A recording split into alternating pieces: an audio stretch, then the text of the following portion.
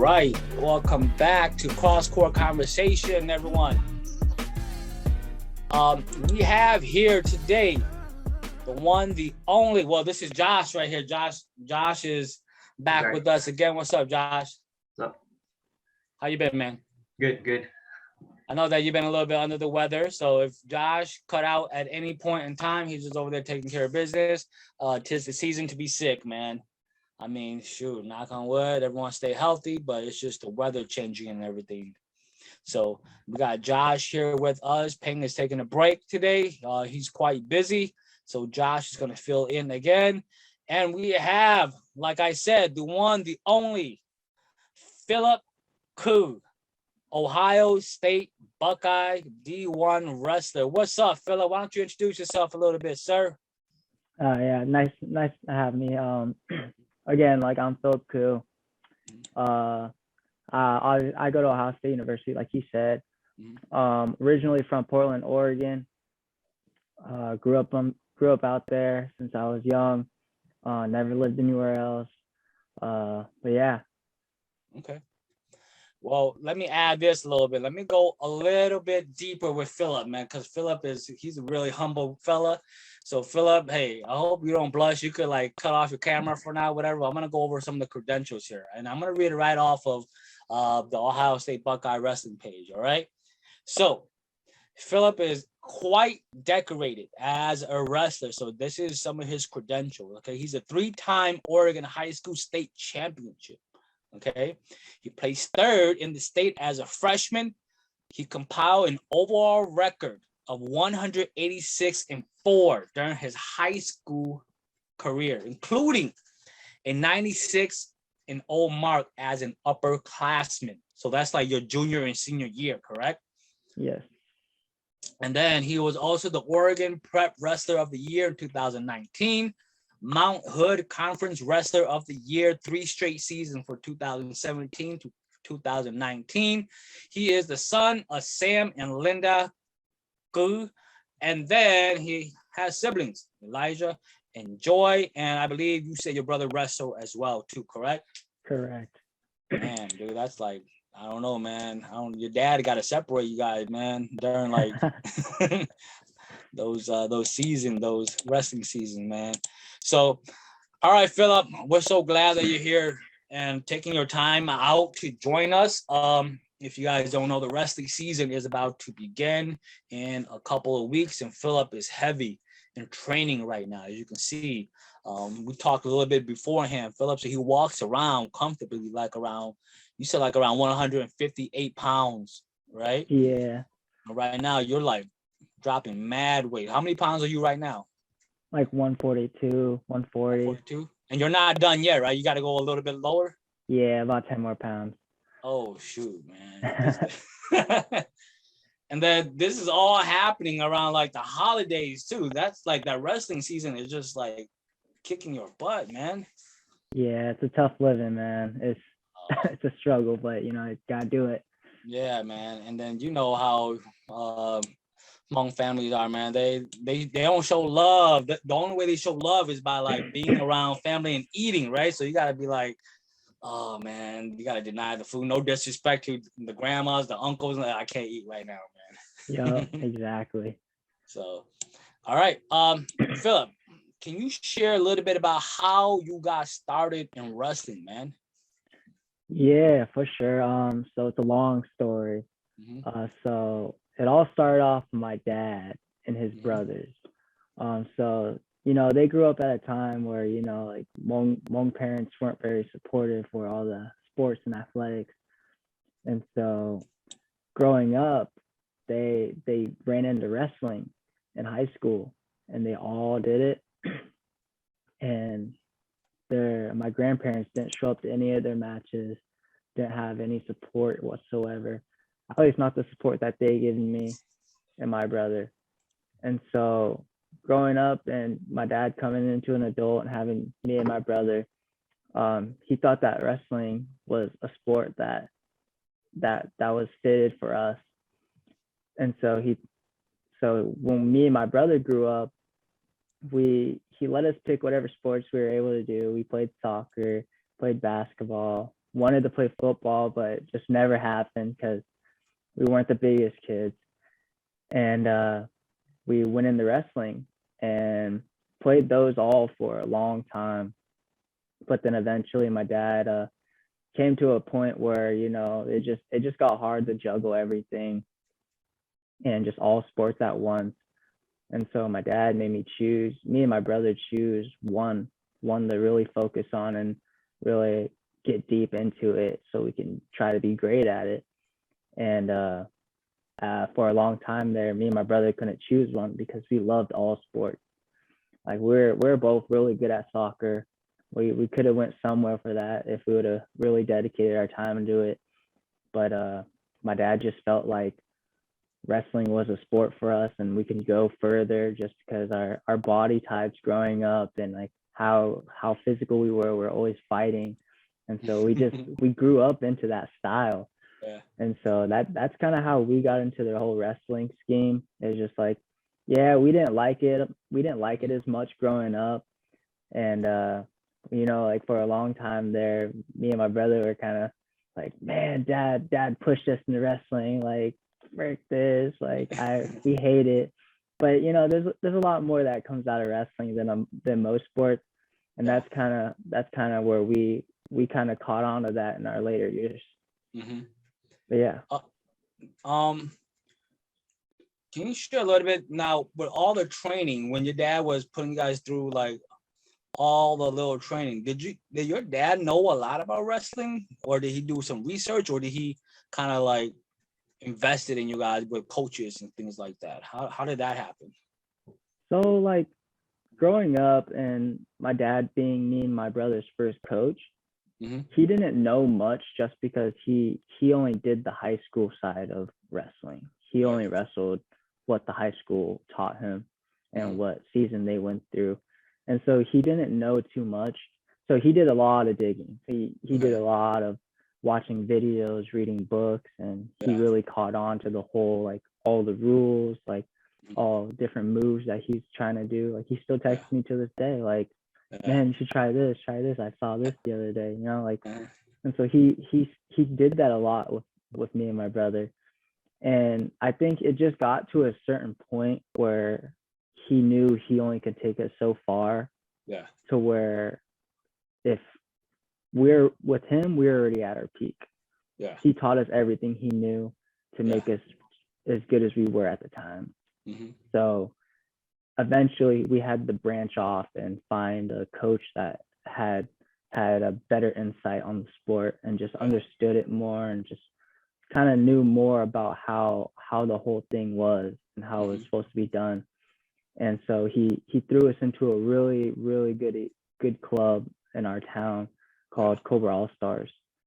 And that's where my dad kind of stepped to the side and just kind of just watched us. And it was uncomfortable for him at first, but he knew that it was better off where a better coach was coaching me and my brother and teaching us things that would probably work better. But yeah, my dad's a great coach. Don't get me wrong. I love him as my coach. He's still in my corner at all times. If I go to an open tournament, he's my coach. But yeah, I think that's just kind of how the transition process went with my dad being my coach and then shifting into a different direction. Okay. What age did that happen? What age were you and your brother when you guys transitioned to that coach? So my dad was me and my brother's coach till maybe my 4th grade year and his 6th grade year. Okay. And my brother did take a little break from wrestling for a little bit there from maybe 6th grade to freshman year. And so for a long time there, it was just me. And so growing up, my dad coached me. And then right after 4th grade, my dad was kind of like, yeah, like, we've put you in all these little mat clubs and I've coached you the best I can. So my 5th grade year, I think 5th grade or 6th grade, me and him were bouncing around coaches. And so we ran into that coach and we fell in love with the technique, just the atmosphere of the room. And that's kind of where, that was the age where we did shift into that transition. Okay. Now that's quite interesting, because at such a young age, when did your dad or your parent notice that you guys had a talent for this? How did he go about it? Or was he just like, you know what, I'm just gonna push him to see how far they can go? Or did he like notice that, wow, my boys are pretty good, they're kicking every kid's ass like their age? How did he measure this? Yeah, that's a hard answer for me. Yeah. I think definitely growing up. So don't get me wrong, like I was never successful when I was younger. Like I was always getting my butt kicked at tournaments. I was always not placing, getting third, fourth, and I was satisfied with all that stuff. Like I was cool with how I was doing and just the whole having fun thing about it. And so I think my dad knew that we could be great, but it was hard for him to really just push us into being better and to get into that next level to where, you know, like, you know what, we're gonna make you wake up in the morning and go on runs so you can be better than those kids, you know. Like it was hard for him to make us take that extra step. And I think where that turned was my fourth grade year. I grew into the sport a lot more that year. And it was actually the first year where my dad made me cut weight for a tournament. And I don't remember everything, but I was like over by 0.2 in the morning of, and my dad's like, this is when he really pushed me. It was like, either I go up or I cut the 2 ounces to make weight and wrestle. And he takes me home and just looks at me. He's like, start running. And so I start running and start spitting in a cup. And I'm dying and I'm crying and I'm I'm not used to all this. And I'm thinking like, oh my gosh, my dad's making me do all this stuff. And but you know, like more of the story, like I missed weight because I was just being a crybaby and I lost like that tournament. But yeah, like I think fourth grade was when my dad kind of figured out like, man, like my kids, me and my brother can be really great at this sport. And so I think that's why he kind of started reaching out to other clubs and other coaches to see like, to test us. And going into those clubs, it was like, now we know he has a talent, but how far can he be pushed until he breaks? And so that's kind of where my dad sat off and kind of just visually saw us and saw how we were doing. Okay. Man, that's crazy, because you say you were in fourth grade, so I'm thinking you're like around 10 years old then? Yeah. Just to have this type of mentality, did you ever think that it was going to come to be like this, like all the stuff that you were doing when you were young? Did you ever had a long-time goal in mind, like, you know what, I'm gonna go wrestle for a big-time school one day? Or was that the ultimate goal, or was it just kind of like, okay, we're just gonna keep on doing this, see how it goes? Or how did your dad talk to you guys about this? Okay, so no, to answer that last segment of the question, my dad never talked to us about that growing up. I think it was just because he didn't. My dad's a very big person. Like he's very big on like, you do what you want to do as long as you go to school and get a career out of it. And so my dad never really talked to us about like, so like, what do you want to do with wrestling later in life? Until maybe like high school. But I think growing up, like me and my brother had goals, but it just, they weren't ultimately focused on wrestling. I don't think we grew up thinking like, just like what every kid might think, like, man, I'm not that good. Like, it felt like looking at college and like Olympic international wrestling at such a young age, it's like, man, like those guys are professionals. I'll never be a professional. And so it was hard to believe like I'm gonna get to that point. But once we grew up and kind of like knew like, yeah, like we got it, we can do this, like that's when we started setting our goals higher and higher. And my coach at my club actually did a really good job coaching me and my brother on that. Yeah. Is that me and my brother ain't the most vocal people at practice, and we kind of keep our thoughts to ourselves a lot. And so he kind of brought out those goals for us. Like he sat us all down one time and was just like, all right, write down all your goals, write down your affirmations, and post it on your wall, your mirror every day. Yeah. And so me and my brother, we had those goals, and I actually still have mine right now in my closet. Yeah. And it just says, like, I think my first ever affirmation paper was win state. And it took me a while to do it. And once I did it, I checked it off, and then I went to the next one. Wow. Okay. So how far are you on that list, man? You like doing everything you ever imagined, or what? I'm actually pretty high on that list. Okay. I think there's just a couple more things that I can go higher from this where I'm at right now. Yeah. But it's gonna take a lot of work. So I really gotta put my head down to the grinding stone and for sure, man. That's crazy. Let's go into the high school career, right? Let's see. I know your high school career was quite the success. Could you share a little bit about your high school career, being 3-time champ, some of the pressure that you may have encountered? I know that around Oregon, you must have been like, the big dog, right? After a while, starting as a freshman, you were probably trying to hunt down people. After a while, you were being hunted. Tell me a little bit about your high school career, man. So starting off with my freshman year, my high school years was quite like a long roller coaster ride, man. Yeah. There was a lot of ups and downs, a lot of failures, a lot of successes. Only reason why you don't see no failures on there is because a lot of them was behind the scenes. Yeah. And so, but yeah, like dealing with all that like pressure, like jumping to senior year and coming in as a 2-time state champion as my senior year, it was tough, man. It was like a lot of pressure, like you said.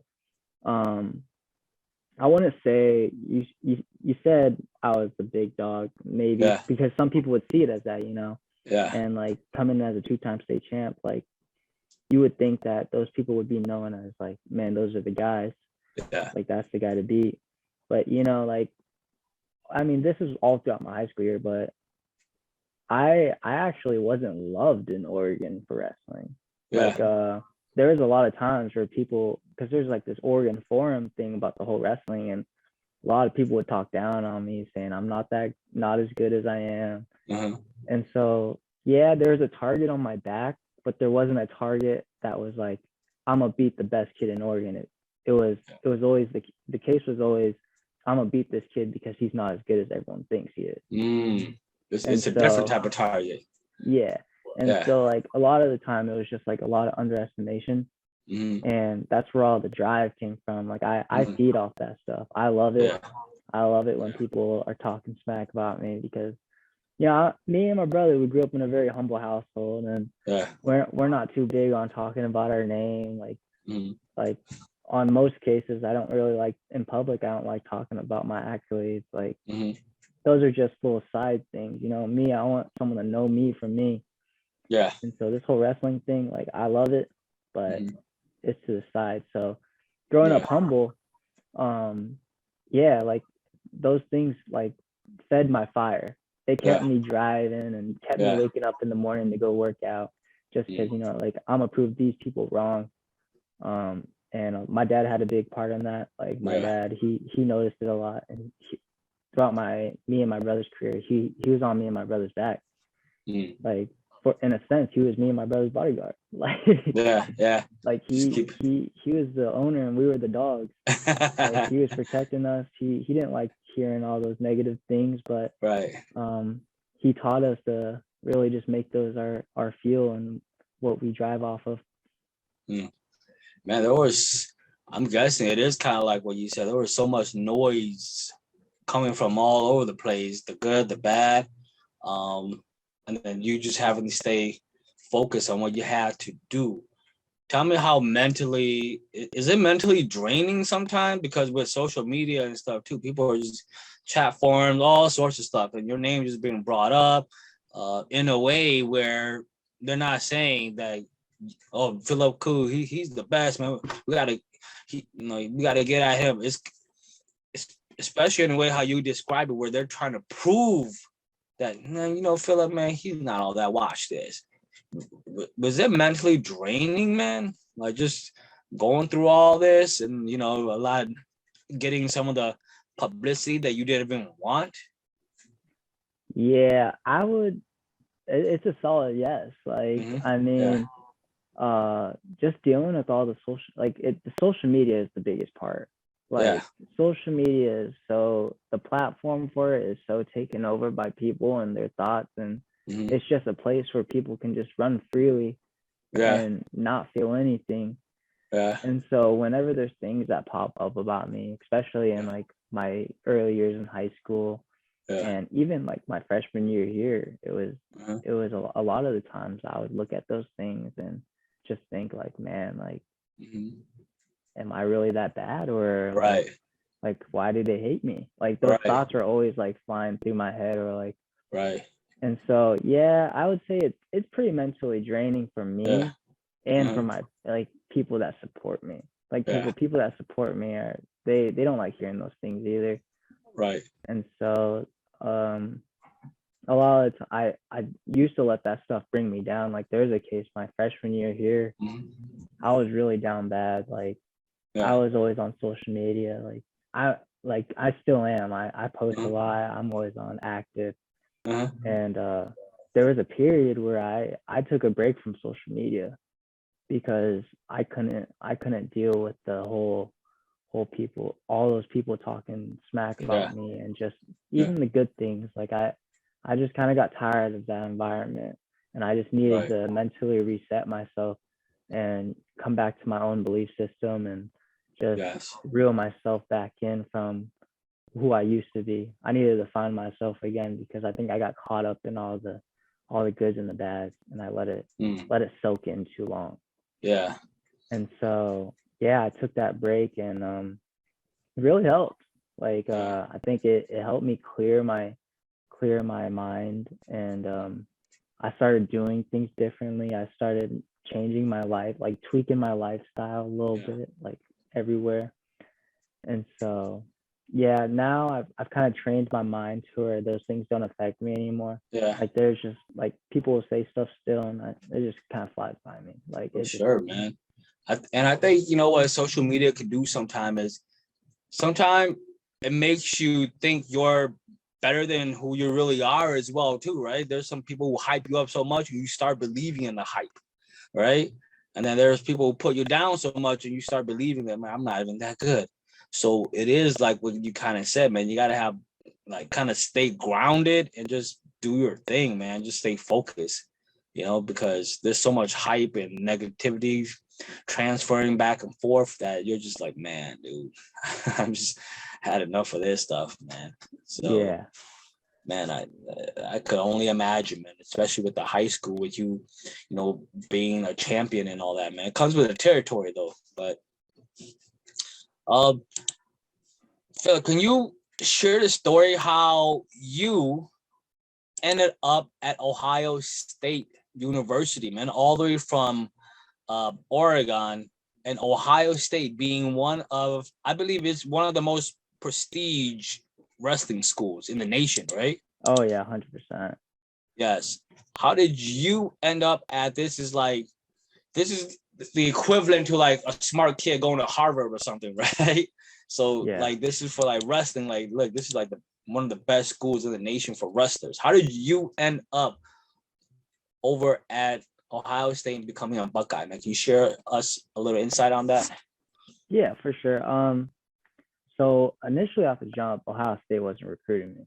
Like it got to my junior year, and a lot of schools are hitting my coaches up and like just trying to contact me personally, and Ohio State wasn't ever one of them. And I've always dreamt of going to Ohio State because first of all, my auntie worked here at the time, and I I loved wrestling.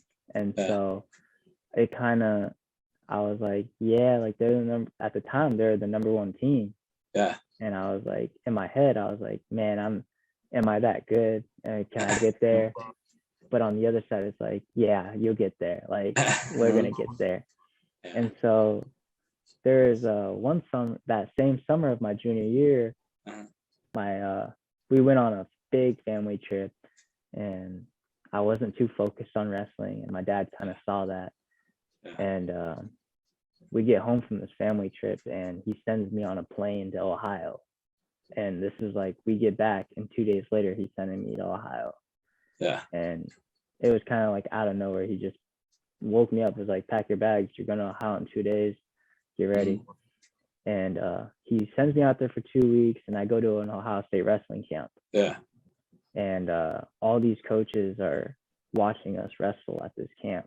And so in my head, I was dreading it because I was like, man, I wanted to have my own summer. I want to enjoy it. But I actually ended up doing really good and beating all their kids at the camp, and even competing with some of the Buckeyes that were there. Yeah. And so at the end of one of the camps, the wrestling coach came up to me and was like, man, like, you're really good. We want to put you on an official trip here and possibly have you here for college. Wow. And that kind of shook me. Like, I thought it was fake. Like, the wrestling partner I was with at the time was like, dude, like, they're trying to recruit you. And in my head, I'm just like, yo, this is crazy. Like, and so I continued my trip. Like, we went, it was kind of it was a trip all around the US that my dad sent me on. And I'm hanging in contact with this coach, and I get home, and my dad's like, what do you want to do? Because once that offer came up, it was like, now you got a plan for your future. And so at that time, I was like, okay, like, had all my options on the table. I had all the schools I wanted to go to. And I was like, I want to go to Ohio State. And so we planned on that. And the first day that they opened up the commitment signing date, I signed to Ohio State. And they put me on an official trip, and I fell in love with the campus. I have the culture here is amazing. And just how the state of Ohio supports their students, athletes, and all their teams. It's insane. I've never seen it like this before. Okay. And I love it. So once you commit to a school, right? You say you committed early in the process, right? Once you commit to a school, that's pretty much like hands off, right? Like, this guy, he's already there. Now everyone's just kind of like, okay, we're not gonna send him any more letters. Is that how that works? So once you commit, so you can commit and still go on trips. Okay. But it's just not the preferred thing to do, because that's like, you're gonna you might have that second thought and turn your back on the team you're committed to, and that just causes drama. And I hear you. It's kind of like, okay, I'm gonna be dating this girl, but you don't want to go behind your girl's back and dating another girl, right? It's kind of like that. Exactly. Gotta be a gentleman, man. And so once I committed, it just like I actually got offered a lot of trips. Like, I went on a trip in California. There's actually St. Cloud University in Minnesota. Okay. They're like the number 2 in the D2 division for wrestling. And so I was looking at them, and but I never went on that trip because I was loyal to being a Buckeye. Yeah. And at the time, it was like, why would I need to go on this trip? Because I'm going to the number 1 school in the country for wrestling. Right. And so I just didn't think it was worth it. But I mean, I would never change what I did. But sometimes I do think about, like, man, like, I wish I would have seen those other schools. Like, it's just the experience, it's for the culture, man. Yeah, just to see what offers are out there. Yeah. Were you surprised that were you on any of the Pac-12 radar at all, since you're like from that area? You'd be surprised I was not. Wow. A lot of those schools actually, there was one, and there's Stanford. Yeah. And Stanford, they kept sending me letters, and I never really took that into consideration because Stanford, for them, their athletes to compete in a sport, their GPA has to be a 4.0. Right. And in all honesty, I'm not the greatest student. I'm a good student. Like I get A's and B's, and I'll get my grades up, but it's not at the level of what they wanted their student athletes to be at. Okay. Like we actually got a kid from Stanford a couple years back because he couldn't hold his grades up. Oh wow. And so that was about the only Pac-12 school that was interested in me. Okay. And a lot of the people were questioning why Oregon State didn't want me. And that whole thing was kind of upsetting. Like I love being home, and it was close to home too. Like so I can go visit my family whenever I want. And so it was kind of hurtful to feel that they didn't want me there at their school for that weight class. But I would, like I said, I'd never change it. I'd never change the way I went. Well, I guess, everything happens for a reason. We had Sid here. Sid asked, man, how are your grades looking, man, right now? Good. My grades are actually very solid right now. I think I got like 2 A's, 2 B's. And the school part of it's a little bit more of a hassle because I haven't been in a classroom in 4 years.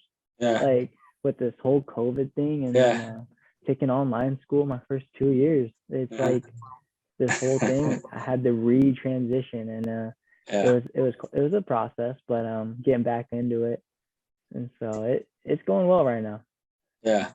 Hey, so during the COVID, you guys, the wrestling season, how did you guys operate with that? Is it just kind of because wrestling is such like a close contact sport? Was there any like thing you guys did specifically for that? Oh man, there are so many. Like, let me tell you, it was close to none. Like, first of all, like with the whole COVID aspect of it, we had to test every day at 5:30 in the morning. Wow. And it wasn't that one you do by yourself. It was hitting the back of the brain type thing. Oh shit. And it was every day, both nostrils. And then the wrestling part of it, we were very minimized to what we could do. Yeah. Like a lot of the time, I think we started off, we were sectioned to a mat that we couldn't get off of. We couldn't leave. We couldn't get off of during that practice period. And we had to stay at the same partner every day. Wow.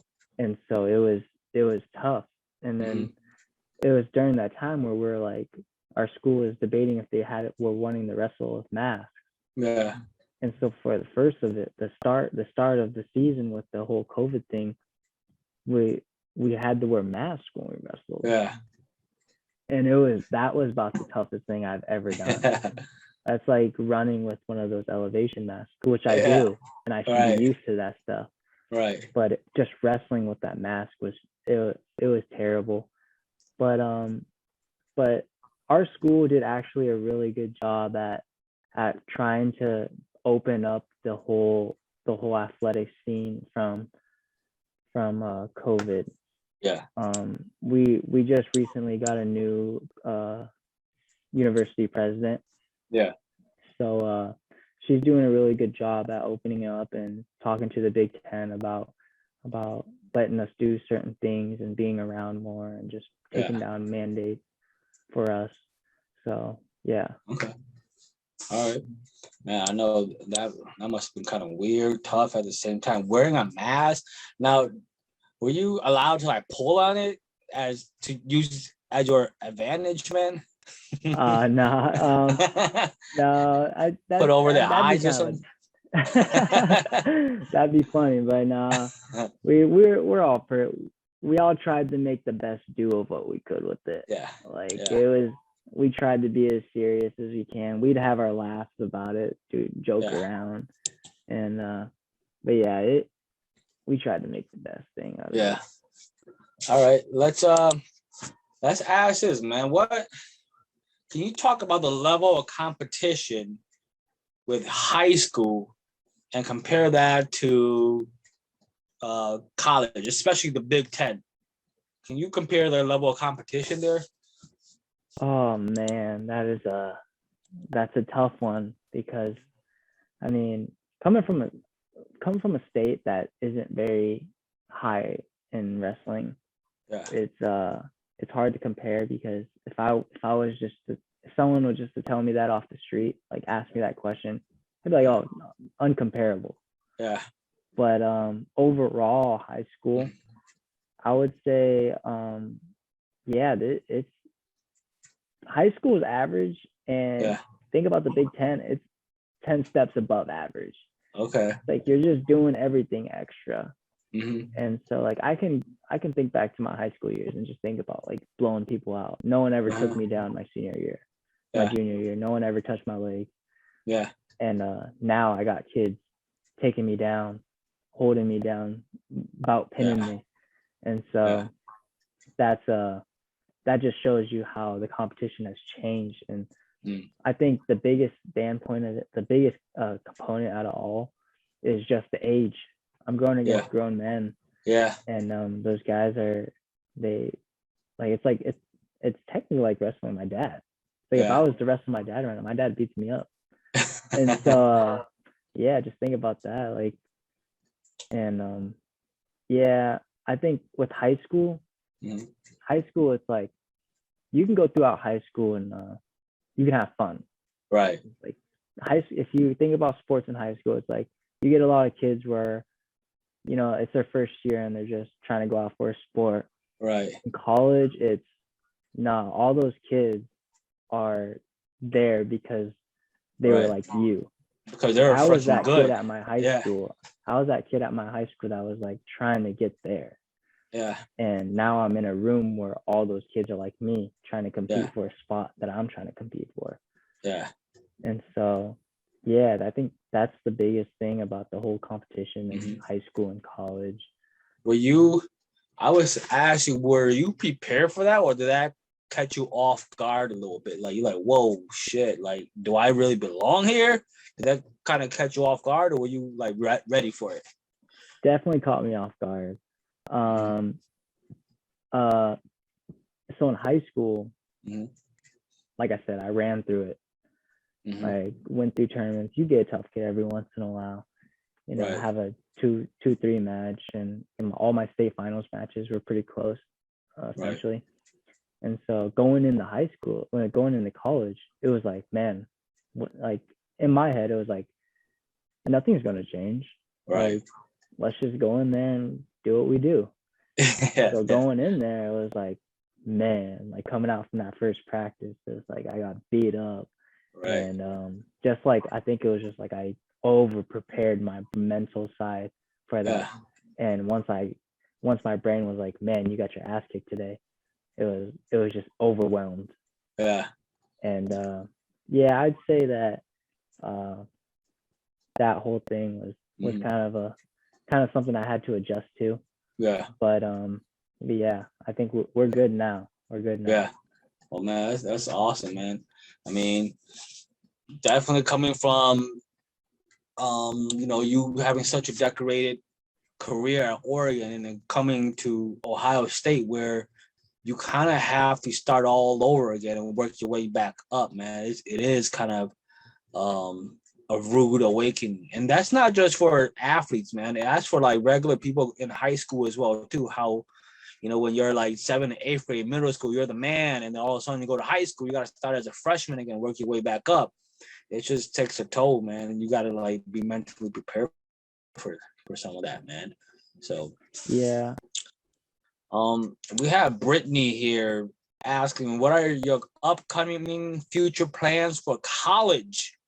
Brittany, do you mean academically or, maybe party-wise or training? She's probably meaning like maybe like your future plans in college or academically or career-wise. Okay. Yeah, I can explain some of that. So currently my major is human development family studies. And so that can branch off into many things. There's a reason why I'm in it. Like I want to deal with kids. Yeah. And so I want to be either a teacher, psychologist, therapist, mental, physical therapy, anything like that in that era. But college right now, I have enough credits to graduate.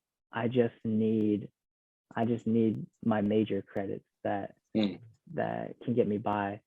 Yeah. And I'm actually in this program called the Fast Track program, and it's so I can get a master's in 4 to 5 years. Wow. And so, like at the end of last year, I had enough credits to graduate with my bachelor's, and that was my second year in college. Wow. And the reason for that is because since I'm a student athlete, we have to have full schedules. Yeah. And so I'm taking 18 to 20 credits a semester. Yeah. And so, and I've only dropped 2 classes in my whole college year. Wow. And yeah, so I think in the future, like I just look forward to graduating. First of all, academics first. Like, I love wrestling, but you know, I got to get the degree. That's why I'm here. That's why I'm paying money. Yeah. And so the wrestling part, just to continue it, just to fulfill my goals, my needs, just to look forward to all that. Yeah. And I think me and you, we talked a little bit about off the air about how wrestling at Ohio State is kind of like a vehicle to kind of put you where you need to be. And that is kind of like working with the youth, inspiring kids, or you know, just you talked a little bit about, you know, just working with kids mentally, physically, and you know, just going through the process.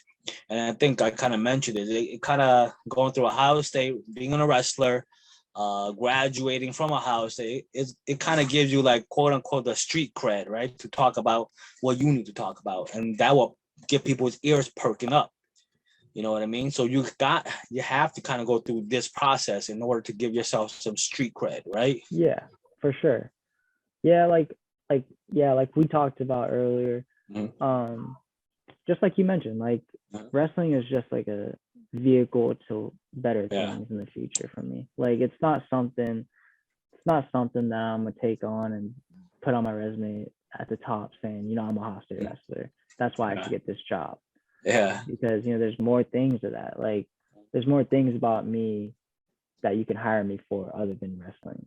Like wrestling, like it brings me a lot of things like discipline, hard work, all that stuff. And the fact that I'm an Ohio State wrestler, it can take me, more jobs are gonna, at least in my head, more jobs are gonna want me because I have a degree from Ohio State University. Right. And I was a student athlete there.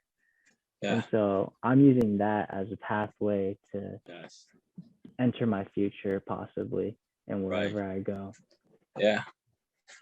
And then just going through that process, and that's a level of commitment right there, man. Like having a full load of class, being an athlete as well too, because that's like 24/7 training. I mean, look at you trying to maintain weight through the holidays and all that, man. That's like a full-time job, you know, both ways.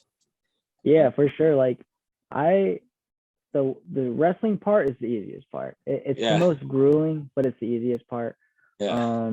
I think like a daily life for me would look like wake up at 5 a.m, go on a run. After that, go to class. After that class, go to another class. Yeah. And then go to practice. And then I got work after practice. Yeah. And so I'm out from 5:30 in the morning till 11 at night. Yeah. Man. And so I'm having to fit homework, all that stuff. And it's not the lifestyle that a normal person would want to have. But if you want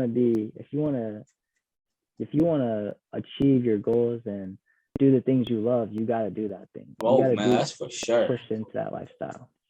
So I live it, and I'm not complaining. That's why I don't complain, because you know I could be doing worse things. Hey, you know what? That's for sure. I mean, everybody want to be rich. Everyone wants to be successful, but not everyone wants to live your lifestyle, Phillip. That's like they said, the 1% who are willing to do it, they're gonna be successful, man. but not everyone's willing to do it. It's out there. You can do it. I mean, I could run your type of schedule, Phillip, but I'm like, you know what? I'm good. I'm good with working 8 hours, coming home, chilling, man. You know what I mean?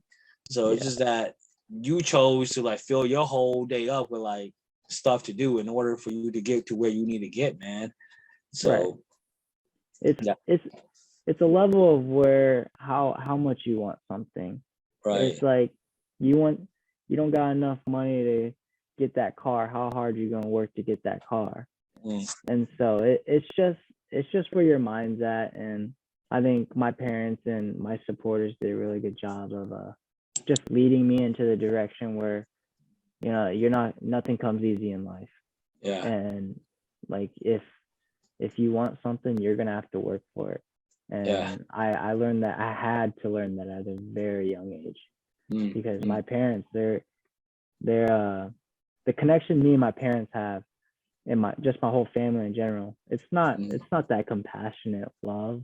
It's more of like that tough love. It's like you're gonna earn everything you get that I give you. And so that, I think that growing up with that kind of lifestyle taught me like, like I gotta work this much harder for you to tell me good job. Or that I did good. And so I think just that whole process and that transition and growing up, and I think just kind of taught me how to do all that. Let's transition over to how close you were to quitting wrestling altogether, man.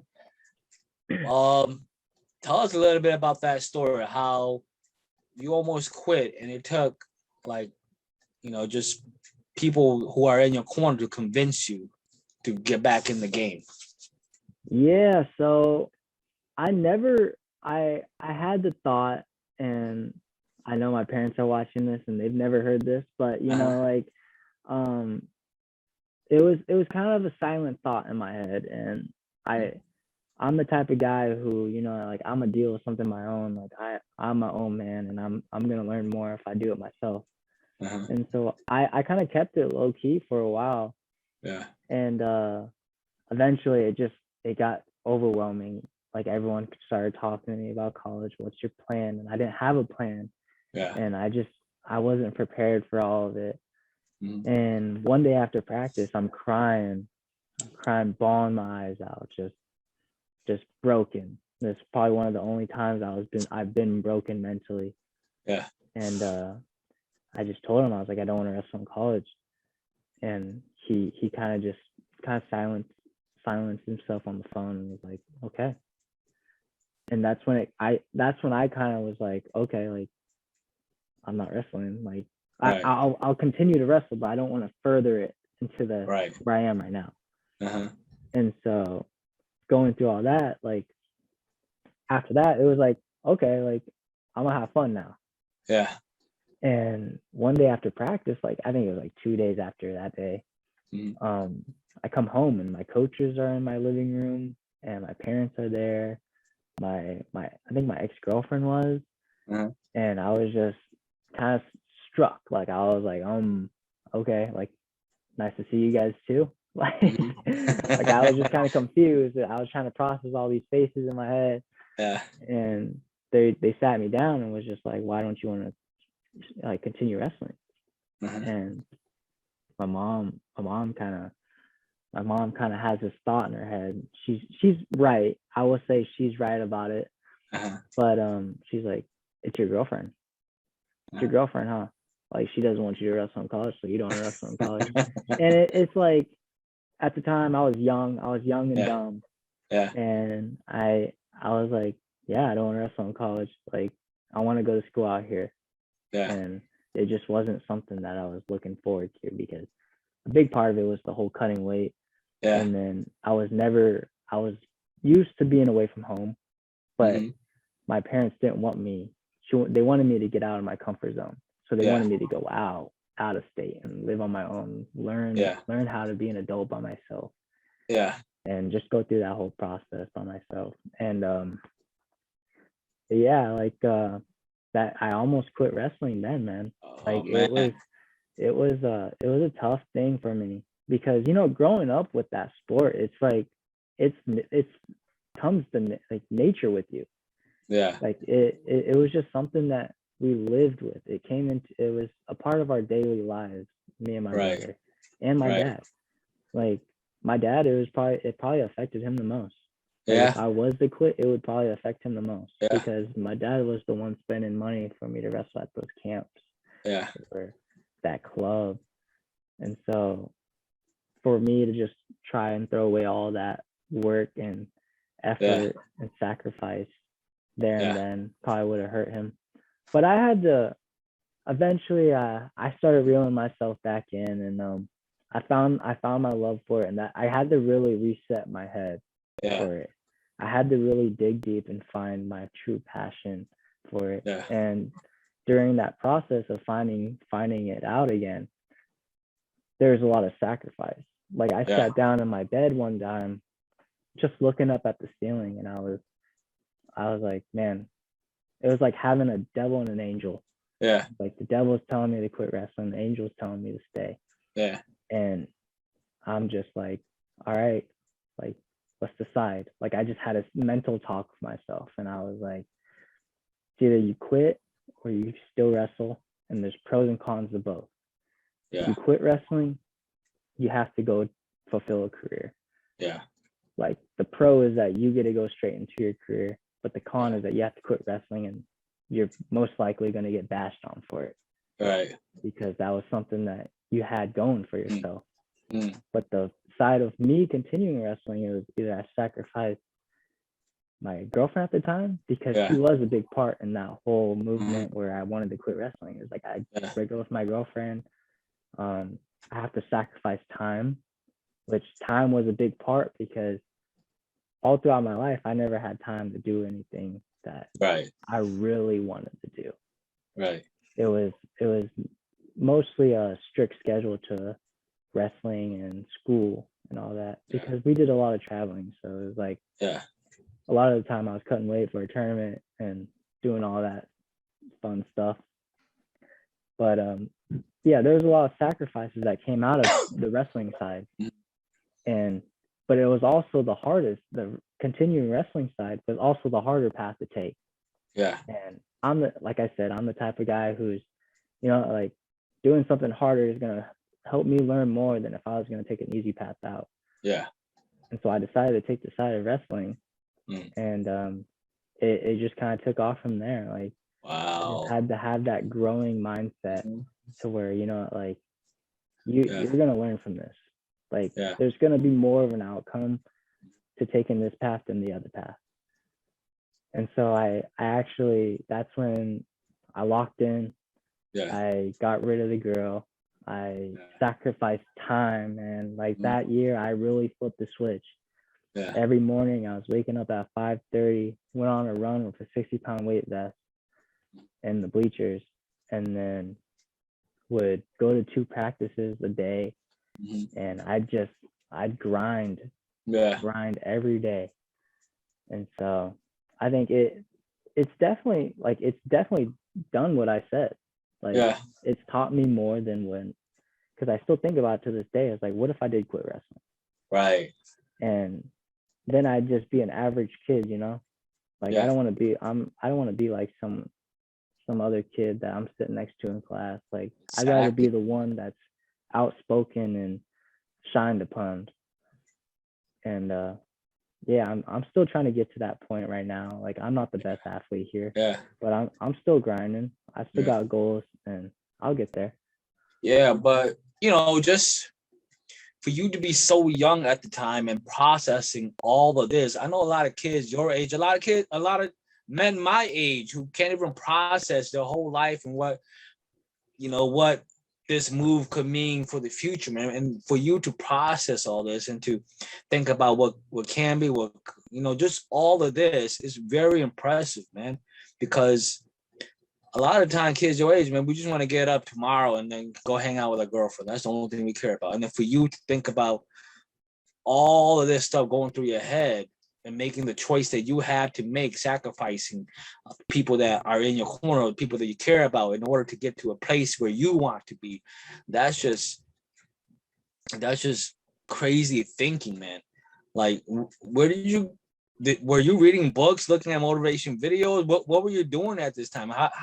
How were you able to think so deeply and make the best decision for you instead of making a quick decision that could satisfy your need only here and now? How were you able to think so deeply and make this decision, man? A lot of it came from my parents. Just listen, like me and my dad are really close. Like my whole family is really close, but my dad's the guy to talk to. Like if I ever need some motivation. And so I listen to my dad a lot. And my dad's a very wisdomatic guy. And he's told me a lot of good things and things that I could do to help better myself and my motivation and my goals and how to just stay above water when I'm down. And so and I think that was probably the biggest thing that kind of helped me like learn how to get into that learning process. I did listen to a lot of motivational videos.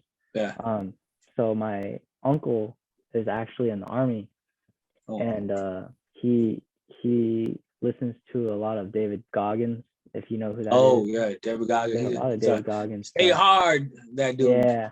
He's a badass, man. And so he sends me a lot of those videos, just like trying to learn how to process like the hard stuff in life. And how to really come straight with it. And so I listen to a lot of that, and it's helped me. I pick up things every now and then, little details on how to tweak how I come upon all this stuff. But yeah, I think the process. One thing I'll say about that whole process, it started very early. So I think just growing up and thinking about it and repeating the process, just repetition. Everything comes from repetition. If you wanna do something very well, do a lot of reps of it. And so that was the whole thing. And you know what? I also like that you said that once you made your decision, you kind of put yourself and got lost in the process, like where you were just like, you know what? I let go of my girl. I'm doing this. Sometimes, I'm just saying, sometimes in our lives, we need a little adversity in order to kick our ass and be like, wake us up, right? And then we'll be like, okay, now we found this newfound motivation, or now we want to be more disciplined. Because sometimes we're just cruising, we're sleeping, man, and it takes a little adversity to wake our ass up and be like, okay, damn, you know what I mean? And I think that might have happened to you, man. It kind of woke you up a little bit, because I think, wrestling was coming a little bit too easy for you. You needed that extra kick, man. And I mean, my parents do a really good job. Like I've mentioned them a lot in this whole talk. But they did a really good job at like keeping me motivated, keeping me striving for new things. And I think coming to that age, my junior year, where things, like you said, were coming too easy. Like it was the start of where my parents started to be like, you know what, like we need to get you used to this, making decisions by yourself. And really striving for things on your own, because like we talk all the time, my parents ain't gonna be here forever. Like there's gonna come a time where everyone's gonna have to make their own decisions. And they're not gonna have their parents here to guide them all along the way. So you're gonna have to think about this yourself. You're gonna have to make your own decisions. You're gonna have to find the solution to all these problems in your life. And so they did a real good job at like teaching me how to really go through that process and develop that skill.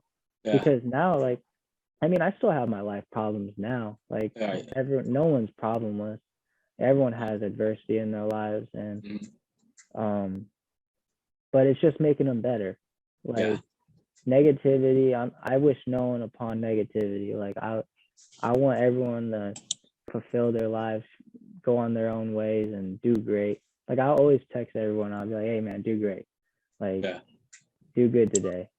But I mean, it's the negative things that are really teaching us how to fix ourselves. Like I can win a match and walk off the mat and be like, yeah, I did really good. Yeah. But I can lose a match and be like, you know, I gotta fix this. Yeah. I gotta fix what I did wrong ultimately. Yeah. And a lot of the times my senior year is where that really kicked into me, was where I won my state finals match and I went up to my coach and I was like, that was a bad match. That was a bad match, coach. And he was telling me, no, it was a great match, but you know, really it wasn't. And I love my parents for this. Like most kids would see this as like a thing that would bring people, like their kids down and negative. But like after my finals match, me and my dad still talk it to this day. He's like, man, you should have did more in your finals match. Like that like, for all honesty, that was a bad match. Because you know that was a 4-1 match. You could have made that a 10-1 match, but you decided not to. And my parents get on me about it, and I don't complain one bit, because you know what, like, you're right.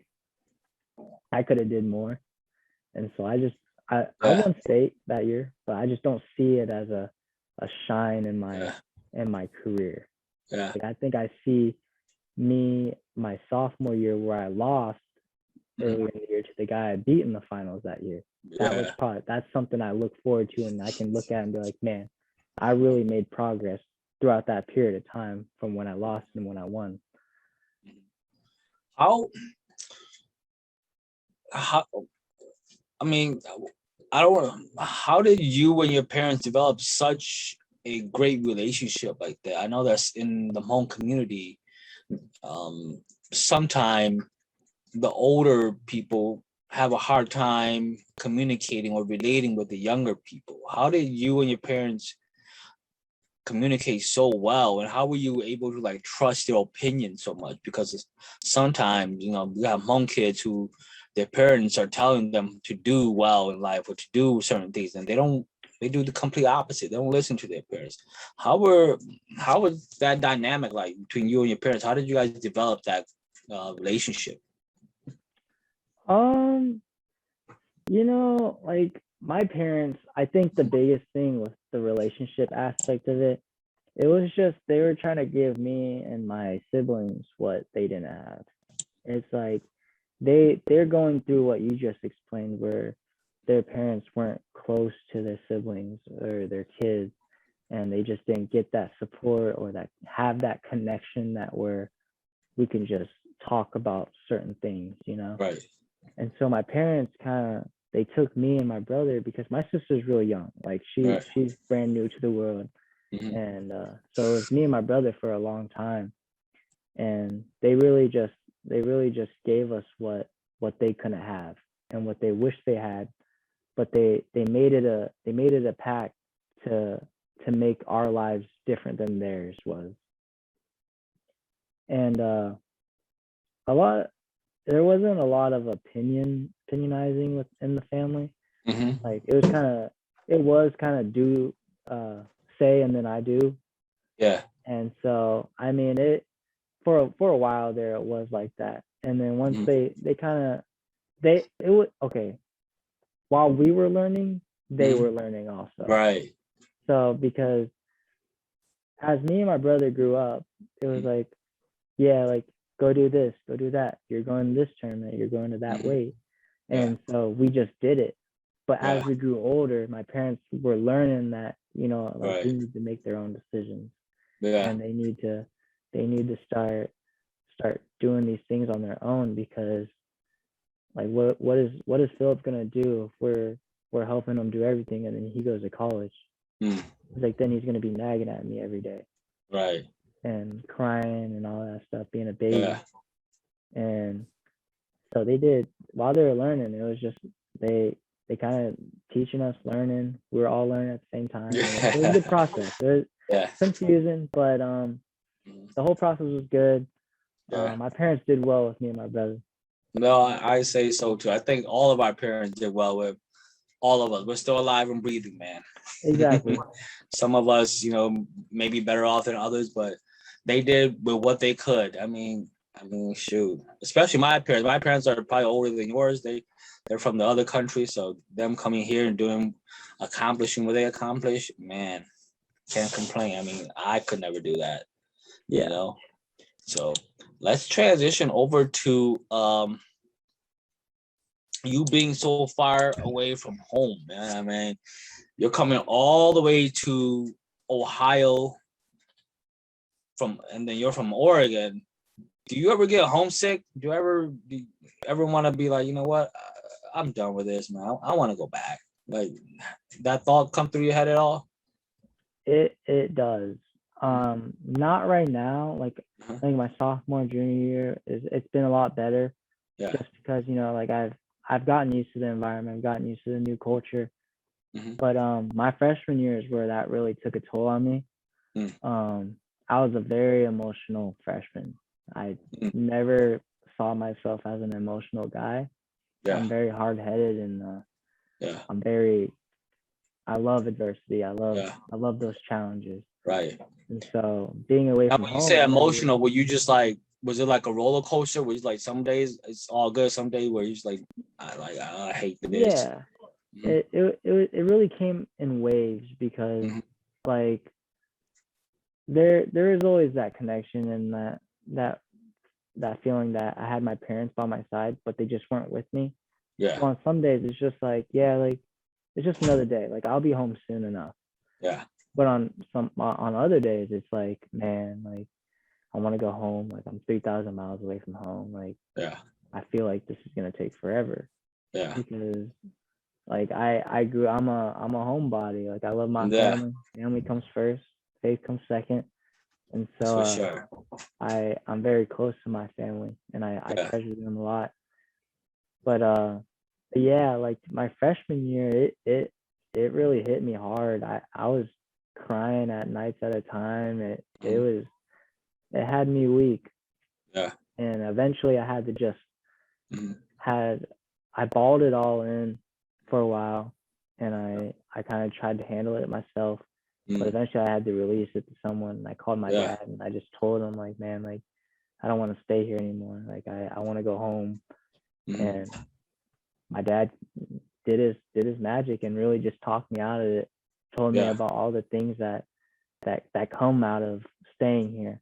And I really look into all that stuff because there is a lot of things that come out of staying here. Yeah. And I don't want to just budget myself and take the easy way out home, you know. And so me and my dad talked a lot my freshman year about all this stuff, and my mom did a lot of talking too, but it was mostly my dad. And so that's how that whole process went about being homesick and all that. Yeah. Now, what do you think attribute to you just not being homesick? Was it like the culture was different? Was it you didn't do as well you think you were gonna do, or what was going through your head and what was going behind you feeling that way? Definitely the culture and the environment. So growing up on the West Coast, it's like, man, like there's so many things to do. It's very diverse. You can go to the coast, you can go to all these rivers and go hiking on these mountains. And so I grew up doing all those things. And just seeing like the diversity in Oregon too. It's like, man, like you can see people like Black people, Asian people, Mexicans. Like it was just everyone. And coming from that to coming to a white like dominant state, it hit me in the face. Because I came to campus and I didn't see any Asians. Like I'm one of the only Hmong people that ever come to Ohio State. And so it was tough because I felt like I couldn't vibe with anybody. Right. I had to try extra hard to fit in. Than if I was a white kid coming to the school. And so that was how the environment really hit me. And then the whole culture aspect was that, like, man, I grew up in a culture where, I did things my way. I did things a certain way, and I did things the way I learned from my family and my supporters. And so coming from all that and trying to bring that over here was hard because the way of living is different. Like it wasn't I had people on my back doing things my way also. It was either I do it on my own or I just follow these people and do what they do. Yeah. And so trying to live the life of one of these kids out here was really hard for me. Yeah. And all these kids out here, they really wealthy. So they're a lot different than the kids I grew up with. Like my parents aren't the richest people. Like like we're middle class, and I don't hate them for that. Like I love the situation that we're in. I love my family. Yeah. And so growing, like trying to fit in with all these kids who come from families that are just wealthy, and I really don't know how to explain it. It was hard to fit in. Yeah, it was just hard to fit in with all these kids. Yeah, the conversation was just different. Mm-hmm. How about now? Are you more like comfortable now as compared to when you first came there? Oh, 100%. Like there's still times where like I'll be walking through campus and I'll be the only Asian kid, and it'll be weird, but I mean it's not as weird as it would have been if I was a freshman.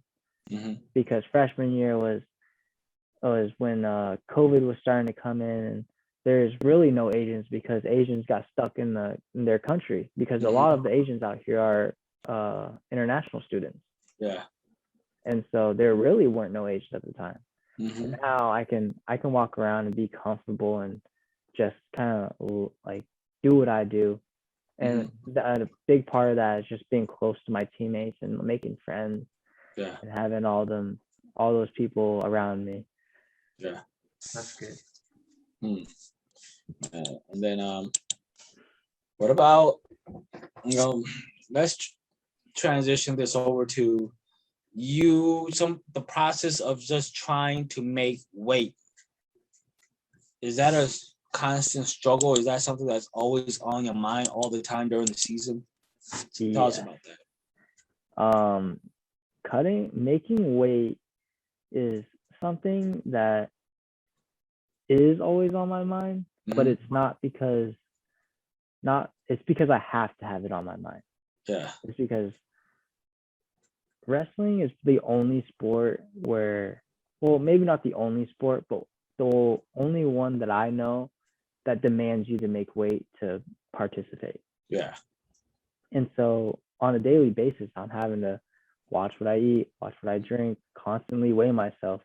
And it's really mentally draining to be just thinking about, man, I ate a cracker, like that's probably like 3 pounds. Right. You get thoughts like that. Right.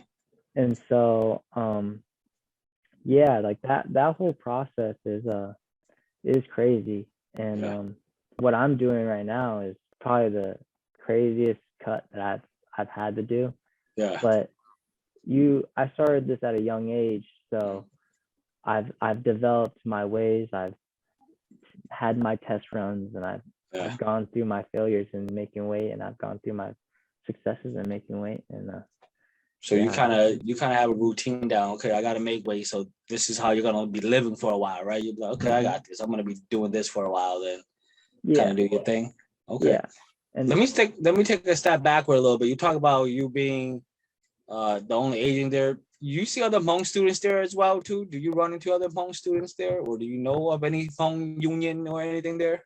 I'm on the lookout for my first Hmong student. I've yet ran into one of them, but every now and then when I run into an Asian, I'll talk to them. I'll just try to connect to them, even if they're not Hmong. Like just to keep the community flowing, Like if we get into that role where we don't talk to each other, then we're no better than these other kids, Yeah. And so I think whenever I talk to these kids, it just brings us together a little bit more. And I'll ask them like what their nationality is, or just how get to know them. And I've yet met a Hmong person. Okay. And then, do you know of any other Hmong wrestler that came through? If not, you'll be in a unique position. One of the very few Hmong graduates from Ohio State and a wrestler as well. too. So you're in pretty prestige or a very unique class, man. If you're able to pull this off. Yeah, I don't. Are you saying like go through this program? Yeah, Hmong the Ohio State, yes. As a Hmong, yeah. I don't think I am. I think I am the only Hmong wrestler to flow through this program. Yeah. Yeah, I've never looked into it, but I think my coach, because my coaches are clueless about what Hmong people like the whole Hmong culture. Like they don't know anything about it, and so because of that, that gives me the hint that I am the first one. I've never heard of, but that's an interesting question. I should look into it. Yeah. Well, that will put you in a unique class on its own, man. Just holding that, especially one of the, popular colleges around the nation. I mean, if you follow any sports at all, you know that Ohio State, they're crazy into football, obviously. The basketball team are pretty good. They're not the best, but they're okay. The volleyball team are okay. Now, hey, do you get any perks being a student athlete there? You get to go to some of these pep rallies on some of these games, some of these, you get to enjoy yourself a little bit sometimes? Yeah, we get a lot. Student athletes are very loved on campus. Like we're loved all around the state, but I think the campus is probably the most love we get. So we'll get perks like student athlete tickets. We'll get front row seats to football games. We'll get like access to like volleyball games, because all those outside of football, all the other sports we can get into just because we're athletes. Yeah. And so that's a cool perk. I mean, I don't usually utilize that just because I don't like watching like volleyball all the time. I'll go every once in a while, but I don't usually use it. I think a lot of the perks come academically. There's a lot of leeway towards student athletes here. Yeah. Which is that because your schedule is so unique? Yeah. Yeah. And so a lot of the professors are very easy on due dates and understanding what's going on and if you're missing assignments. And you guys are traveling sometimes too, right? Exactly. Yeah. And so I think that's probably the one that I really love, and because you can go to a school and they can just screw you over like easily. Yeah. Like you can go to a school and you can be traveling and not have time to do all this homework, and the teacher can fail you. Yeah. But having understanding teachers like I have, like granted, I am a guy who wants to get his working on time. Yeah. That's just the guy I am.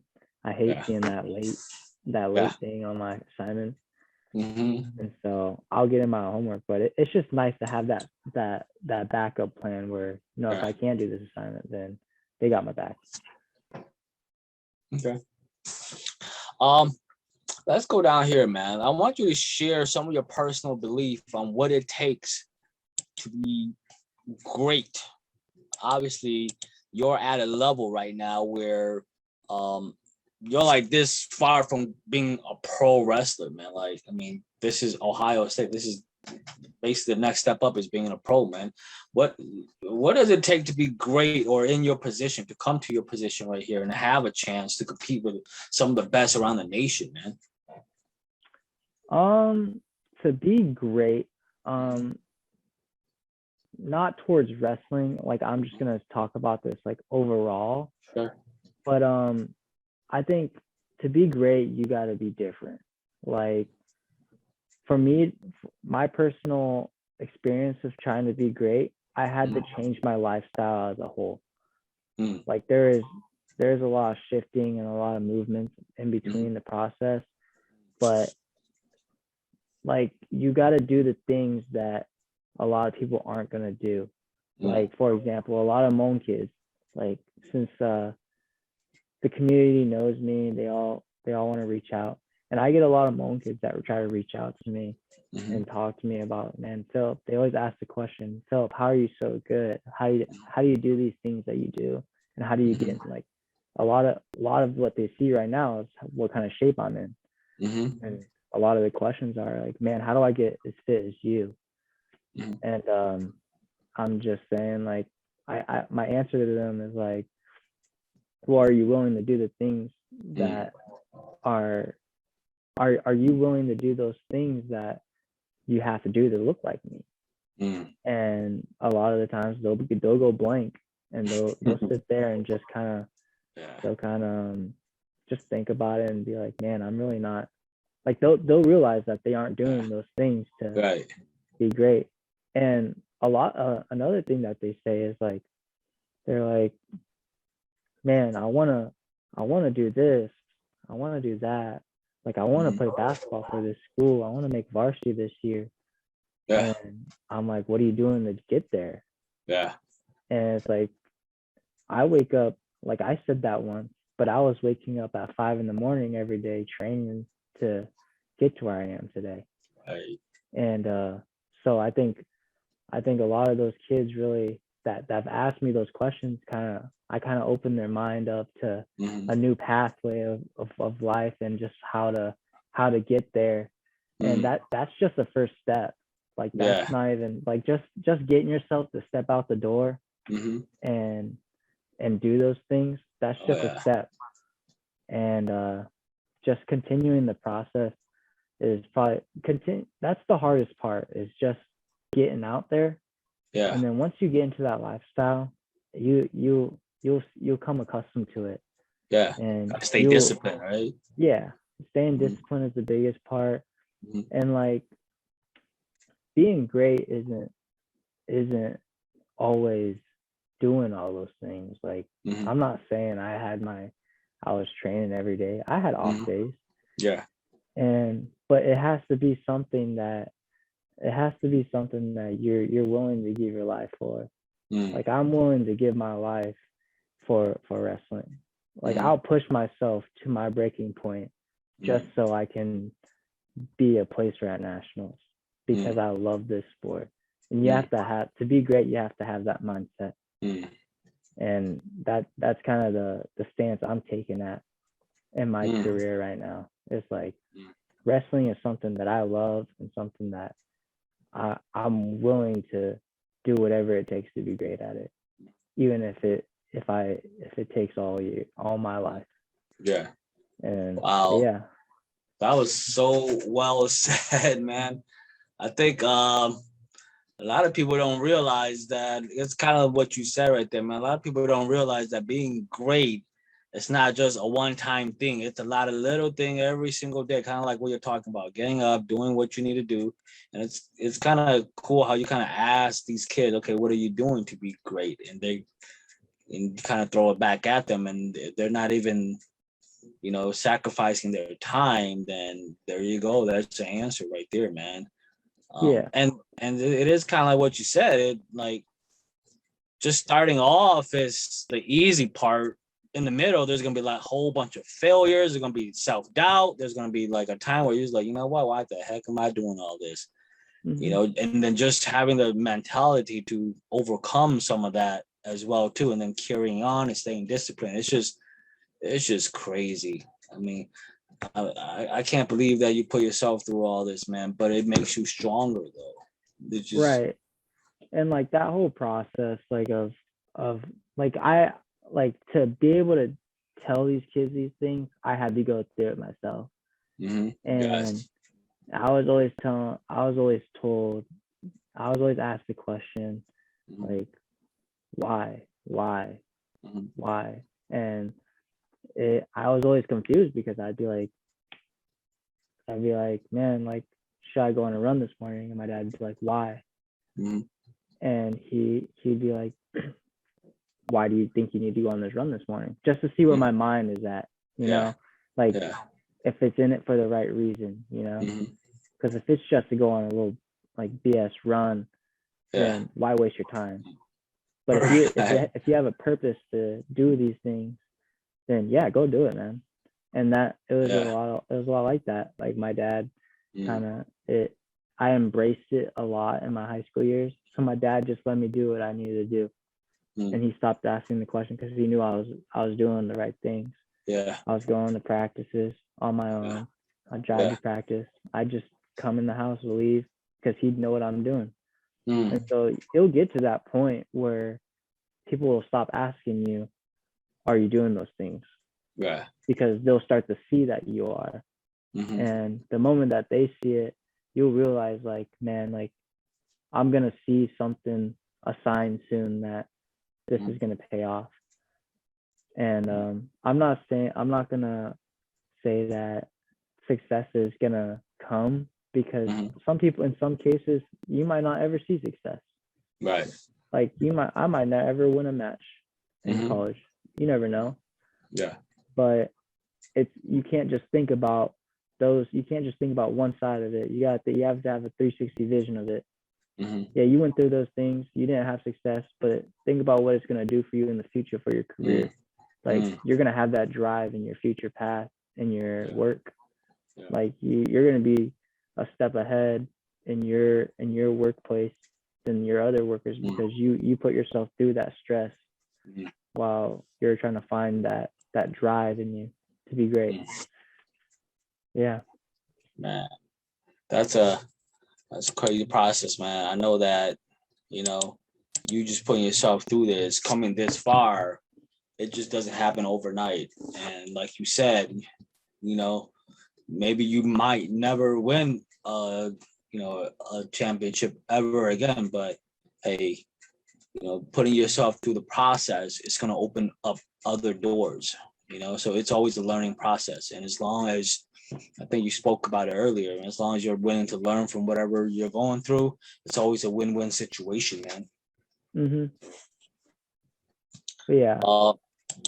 Let's go with this, man. So let's talk about Ohio State University. Where are you guys coming to wrestle in Wisconsin Badgers and the Gophers this year? I asked that because most of the Hmong population around the Midwest are based out of Wisconsin and Minnesota. Share a little bit about that. Your the Buckeye schedule. You guys coming through this year? So Wisconsin, I don't believe we're going against Wisconsin this year, unfortunately. Okay. We went against them last year in Champaign, in Illinois. Illinois, yeah. And so I don't think we're going against them, but Minnesota is actually I'm pretty sure on the schedule it says that it's in Minnesota. Yeah. And so that'll be a fun one. That'll be a fun one to have everyone at, and we'll see what goes down. I'm pretty sure that I have a really good shot at wrestle-offs this year. So if I start, then I'll see you guys out there, and we're gonna be out there. Actually, Ohio State is coming to Minnesota this year, February 11th, over at the Gophers. I'm not sure what stadium they're at, but they're over at the Gophers. We'll get more information on that when time comes. So, hey, Phillip is going to be out there. Go out there, get a picture. How lenient are you guys with getting pictures with like the athletes and stuff like that, man? I mean, you know how college is now, right? You could sell your image and everything now, right? It's never been really strict. The biggest part of it is probably like autographs. If you guys were asking for autographs and I signed it and said, give me $5 for that autograph, then there would be a problem, because I'm taking money from people for my signature.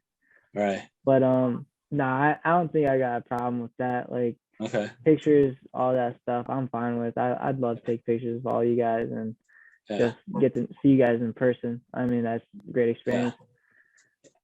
Oh man, that's for sure, man. I think that we're all gonna make that trip out there. February 11th, Phillip is coming to Minnesota. That's where, like we said, that's the motherland right there, man. Quote unquote motherland. That's where everyone's at. So the Twin Cities. I think you guys are also making a trip out to Michigan as well too. But Michigan, it's a little bit away from where the Hmong population is. I'm not sure how far Ann Arbor is from Detroit, the Detroit area, and all that kind of stuff. I think it's about an hour. Okay, not too bad. Yeah. So there's a good crowd in Michigan as well too. I know there's some Hmong people in Ohio, mainly around Akron a little bit, but that's not. But there isn't that many as well too. So man, I can't wait till you guys come back to the Badger State again, Wisconsin, man. Yeah. Shoot, that We have a huge rivalry against the Badgers, so in everything, football, everything. Yeah. So look out for that. So Phillip, we're winding down here, man. We got a couple more questions. Share what you hope the Hmong youth can learn from your experiences right here, what you're going through. Some of the we talk about the process, some of the struggles, some of the victories. Just your experience overall as an athlete. What do you hope the Hmong youth can learn from this process? I think looking at the Hmong youth and just thinking about what I'm sharing to them or can possibly share to them, just to learn how to take that first step out of that comfort zone of theirs and that negativity that's running through their mind, because a lot of these kids, a lot of their mindsets are like, man, I'm not as good as I am. But I had that thought in my head one time, and if I got out of it, then why can't you? And if I can teach them to just, if what I'm saying can just take them out of that mindset of being in a place where they don't think they're good enough, and I'm happy with it. And another thing that I hope they learn from me is just how to be better. Yeah. Like a lot of the Hmong youth lifestyles are kind of, I mean, what I've seen is kind of iffy, not in the right places right now. Right. And I just want them to I want to create like a statement, because not a lot of Hmong athletes are very shined upon, besides like the little 1%. Like, I want to be able to come to a point where Hmong athletes are noticeable, and just the Hmong community in general. Yes. Like, if we could have some light shined on us, because we have some crazy Hmong youth athletes. Like, I've gone to J4, I've gone to a couple of tournaments, and I've seen them play. Yeah. And they're insane. And they'll come talk to me at like because I'll hang out with like Black Venom. Like, my uncle's a Black Venom coach, and so I'll hang out with them and I'll talk to all these Hmong kids, and they'll be like, man, I don't think I can get through all this training that you do. Yeah. And it's nothing different than what they're doing. It's just the title's different. Yeah. It's like, it might be more of a grind and more of a hassle in your schedule, but like, you can do all these things on your own. Yeah. Like, I was doing all these things in high school and they weren't mandatory. These are all optional things that I was doing. And so it's just, I hope they learn how to just be different, be better than me. For sure, man. Be something. Like, I want to call myself great, but be greater.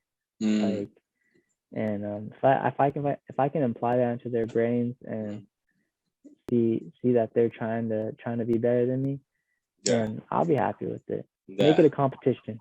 Like, I love competition. Yeah. It's a race. That's for sure, man. That's wonderful, because a lot of the kids nowadays, they're like your age too, and they do have a lot of dream and aspiration, and although they may not do it on the platform that you're doing it, they're doing everyday grind as well too. For the kids who are out there every day better than themselves just by working or going to class, that's the same thing. I tell some of the kids that I'm in front of all the time, like, look, you don't have to be like an all-world athlete like a Phillip Kue. You're doing it every single day. You're attending classes. You're babysitting your brother. You're going through the process right now. So it's just making them realize that although they may not be although they're doing it at a different level, they're still grinding. And that's the only thing that I want them to keep on doing. Keep on grinding and grinding and grinding. One day, they'll succeed. They'll pull through, man. Right. And I think that, like, the way you're looking at it is awesome, because you're looking at it as a way where, like, it applies to everything. Yeah. It doesn't just apply to athletes. Right. Like, you're right about that. It don't just apply to athletes. And it applies to everyone. If it applies to someone who's just working or someone that just goes to school, like, all these things that come from what I'm saying don't just apply to me wrestling. It applies to me in the classroom. It applies to me in the workplace, like just my daily life. Yeah. And so all that waking up at 5 in the morning, like I could do that for school if I had to. Yeah. But it's just not what comes first in the morning. Right. But yeah, like I agree. I totally agree with what you said about it applying to everything, not just athletes. Yes. And then, and then you being there totally like setting the standard of what greatness or what hard work can look like. Someone who works hard could actually get noticed, could be recruited by, a D1 school, one of the top schools in the nation. So, I mean, that's a crazy story right there, man. Mm-hmm. So, one more thing, man. Hold on, let's look at this. WWE in the future, Phillip, are you gonna do WWE? Oh man, I actually get that question a lot. I get that question in UFC. Yeah, what do you think about those two? I really would have. I grew up really liking WWE. Yeah. And me too. I thought it was so awesome. And me and my brother, we grew up always wanting to be in the WWE. And if I ever did get that shot, like I probably would take it. I ain't gonna lie. Like it'd just be cool to be on that stage, growing up, seeing people doing that, having that dream of like, man, like I could be doing that. Yeah. But it just wasn't realistic in my head. I was just like, nah, like I'm just joking around. But if it ever came to that point where it was in front of me and I got to sign the paper, I'll do it. That's for sure. MMA though, I love MMA. Like I've talked to my dad about it. Like me and my brother, we did boxing for one summer. Okay. And we did really good. Like we picked up on it really fast, and it got to the point where me and my brother were actually beating up on some of the people that were there for a long time. Oh wow. Because we already had that motion and that fight that boxers have. Yeah. And I grew up actually having really good feet. And boxing's like all footwork. Yeah. So, like you got to keep your feet under you. And so I automatically like fit in with the whole footwork aspect of it. And so we ran off of that, and then we ended up quitting because it became just like how we grew up. Like we couldn't handle two sports at once. Yeah. So we had to focus back on wrestling, and ultimately we just did it for the footwork because we need that, and we knew that it'd put us on a different pedestal. Yeah. And so, and then, but yeah, MMA is great. I would do it, but I talk to me and my dad have this conversation every time I talk to him. I'm like, hey man, what if I did MMA? And he's like, you want to get punched in the face and get paid? Is that what you want to do for life? And I always think about it. And I'm like, nah. Like I've had too many concussions in my years. I can't afford to have more. So. Oh snap! I don't think your mom can handle all that, man. She'll be like, oh. Yeah, my mom actually, she's actually pretty good with the whole physical and like beating up on each other. Yeah, I mean, early in my years, it was kind of funny because my mom was actually very like she thought that me and my brother should be a nice kid in wrestling. Yeah. Like just being like soft kind of. Yeah. And so she hated it when me and my brother would like beat up on kids and just do unnecessary things to kids that would make them cry. Yeah. Because there's this one match where I knew the kid. Me and my family knew the kid because he'd always come talk to us like at wrestling tournaments. And I'd like make this kid cry every time after this match. Like I'd just do something that'd make him cry. And my mom was just like, why are you always so mean? Like, you don't need to do all these things to win. And but now she's in that mindset where like, you're gonna beat this kid up. Like don't give him any. Mom's on it. Mom bought into it, man. Yeah, so she's on it now. I mean, she's locked in. She's ready to go. You know what? Sometimes you gotta kind of make the kids cry, man, just so they know who you are, man. Yeah, make them learn their lesson. Yeah. All right, man. Last one right here, Phillip, man. So, what does the future hold for you? What do you have going on in the future? What do you hope to accomplish or get done in the future with your platform? But on both sides of it, Yes. school and wrestling. Yeah. With school, I just want to get my degree, man. Fulfill my pathway. I don't know how soon I want to get into my degree, into my career. Yeah. Just because I kind of want to break after college, just to travel a little bit, do something to get out of that college mode. Yeah. And so I want to do that. And then with the whole wrestling aspect, I love international wrestling. Yeah. I love Greco freestyle.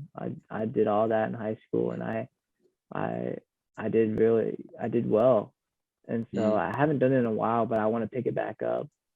And me and my dad have been talking about going to Olympic trials in 2024, trying out for that, and doing that in Greco.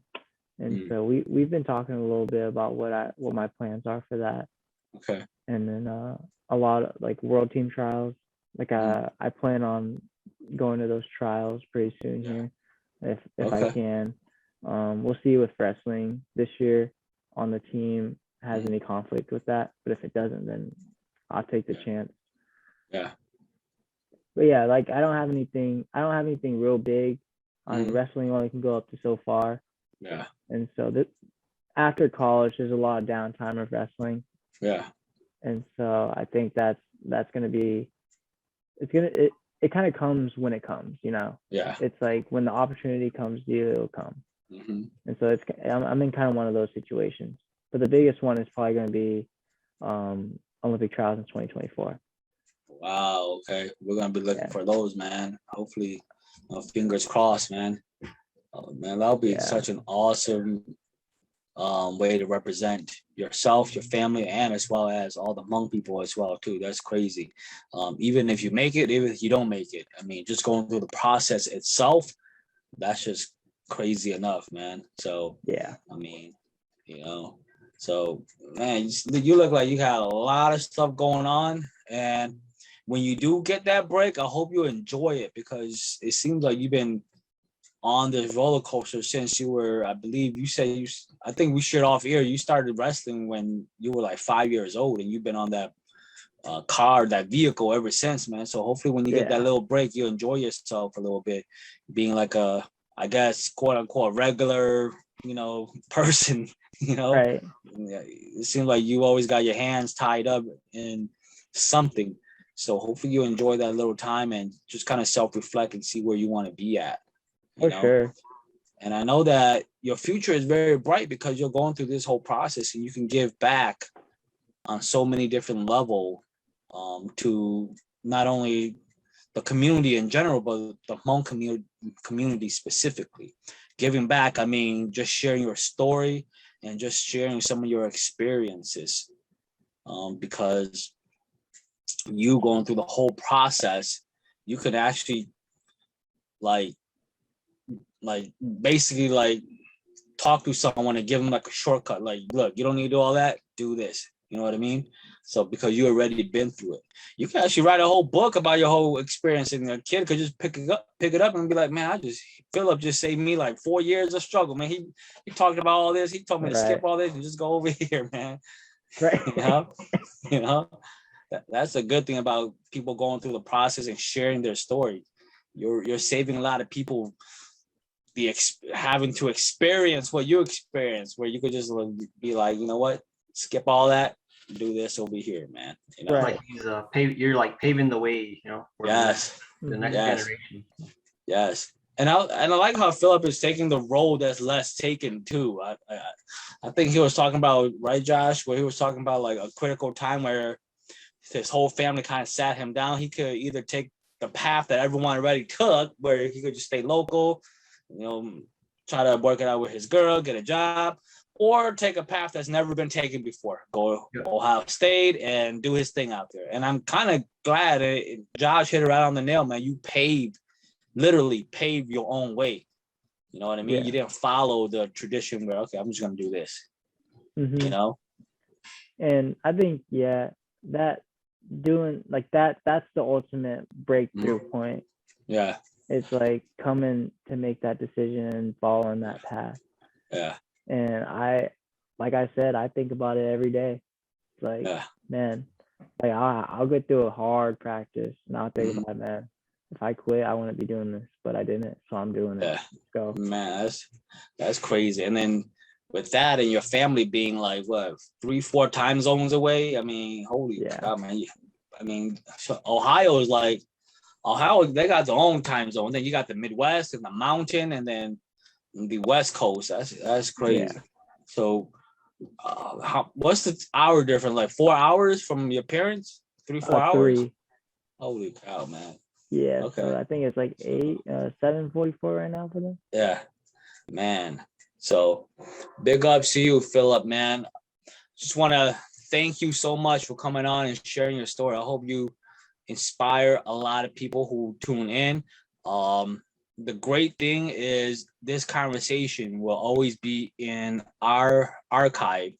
And if anyone ever comes and asks me, asks you or whoever about, hey, I want to get into wrestling, or hey, how can I overcome things? We can always click on your video and say, hey, why don't you guys go look at Phillip's video and tell me what you think. That's the great thing about this. So we want to thank you so much for coming on and being so busy in your schedule as well, too, and taking the time out. I know it's like almost 10 o'clock Central Time. It's probably like you guys are an hour ahead, I think. So taking the time out and, joining Josh and myself in CrossCourt conversation on sharing your story, man. Appreciate it so much. Yeah, for sure, man. Yeah, like you said, thank you for having me on this thing. Like, I love talking about my story and just reaching out to just the community in general. And so, just thanks for giving me this opportunity and doing this. Yeah, and you have so much to share too, just going through experiences, and you're not even done with this experience yet. So we hope to, connect in the future as well too, man. For sure, man. Right. Well, Phillip, man, I hope to catch you in person soon somewhere. We're trying to look out for you either in Minnesota in February, or if you're around the area, we'll try to get out to you, man. Come support, show some love for a young brother like you, man. For sure, man. All right, sir. Hey, you keep on going on the right path, man. And then I got you on social media, so I'm gonna be following you closely too, man. All righty. Sounds